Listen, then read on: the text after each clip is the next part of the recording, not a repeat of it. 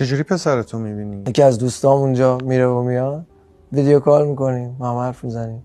نمیدونن مردم اینو که من باش صحبت میکنم. چقدر شبیهته. خیلی یعنی خودمم یه ذره کوچیک‌تر، یه مو فرفریه. خیلی شبیهته. خیلی باحاله. دیگه نمیتونم راجع به مادر بچه‌م صحبت کنم. اون الان دیگه مادر بچه‌مه. دیگه نمیتونم در موردش صحبت کنم، حرف بدی بزنم. چند سال دیگه پسرم بزرگ میشه، میبینه، میگه خب حالا نمیکردی چی میشه؟ چرا مادرمو خراب کردی جلو مردم؟